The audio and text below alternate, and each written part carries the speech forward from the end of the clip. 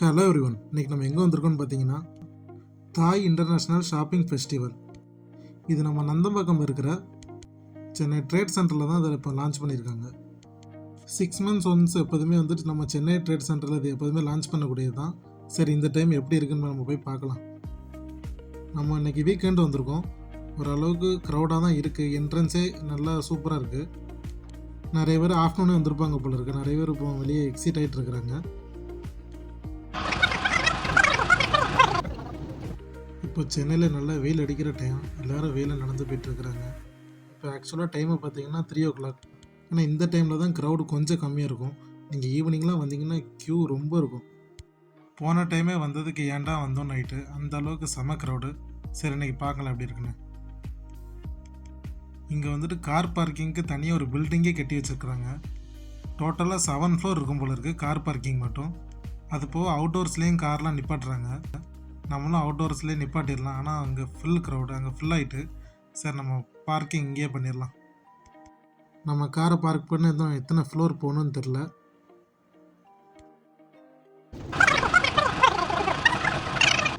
So finally நமக்கு 5th floor தான் இடம் கிடச்சிருக்கு.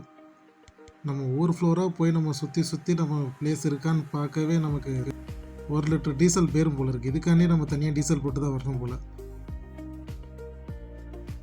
இதான் கார் பார்க்கிங் வியூஸ் பாருங்கள். நம்ம மேலே இருந்து பார்க்குறோம், டோட்டல் சிட்டியே தெரியுது. கீழே பார்த்தீங்கன்னா அவ்வளோ கார்ஸ் நிற்கிது.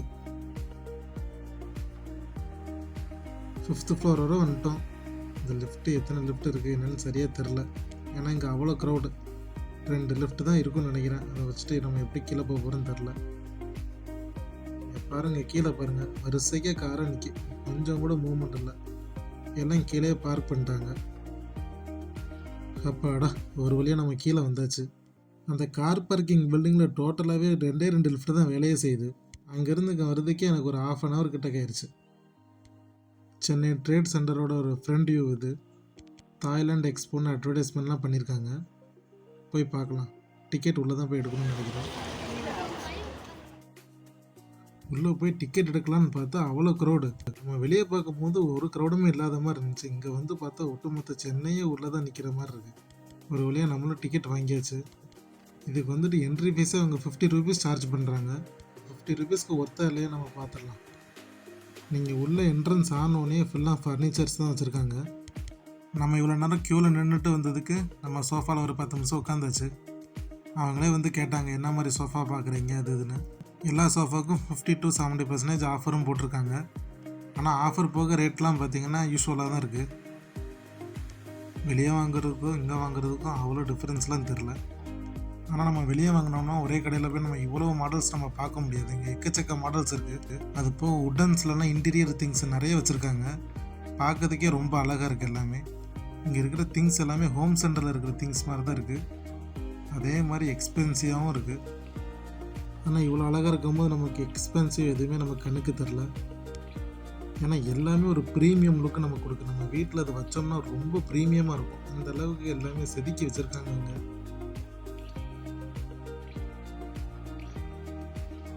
இதெல்லாம் பார்த்தீங்கன்னா நல்லா பட்ஜெட் ஃப்ரெண்ட்லி தான். இதெல்லாம் எந்த மாதிரி யூசஸ் பார்த்தீங்கன்னா நம்ம அப்படி யூஸ் பண்ணிவிட்டு ஃபோல்ட் பண்ணி வச்சுக்கலாம். நம்ம வீட்டில் நல்லா ஸ்பேசியஸாக இருக்கும். அதுக்குன்னு இங்கே இருக்கிற எல்லா ப்ராடக்ட்டுமே ஹை காஸ்ட்டு கிடையாது. ஒரு ப்ராடக்டில் ரேட்டு ஏற்றி இன்னொரு ப்ராடக்டில் ரேட்டு குறைச்சிருக்காங்க. ஸோ அந்த மாதிரி தான் இங்கே மேனேஜ் பண்ணிகிட்டு இருக்காங்க.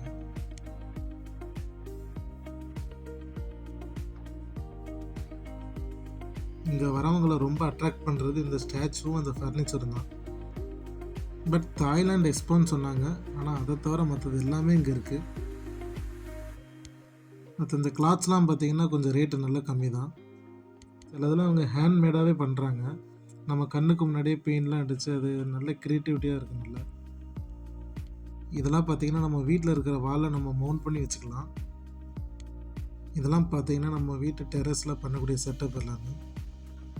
இதெல்லாம் பார்த்திங்கன்னா ப்ராடக்ட் ஏற்ற மாதிரி காஸ்ட் இருக்குது.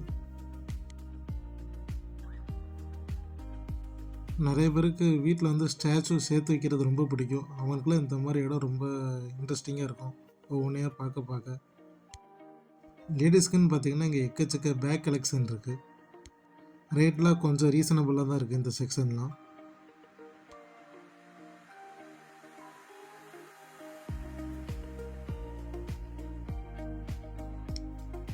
இதை பார்த்தோன்னே நமக்கு வாங்கணும்னு தான் தோணுது. ஆனால் எல்லாமே 3K 4K அந்த மாதிரி ரேட்டு தான் ஃபுல்லாமே ஆஃபர்னு போட்டிருக்காங்க.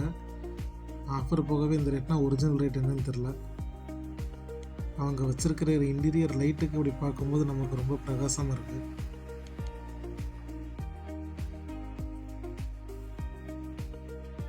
இங்கே பார்த்தீங்கன்னா லைட்டிங்கு, அப்புறம் ஜுவல்லரி ஷாப், பெர்ஃப்யூம், இந்த மாதிரி நிறைய ஷாப்ஸ் இங்கே இருக்குது கண்டினியூஸாக.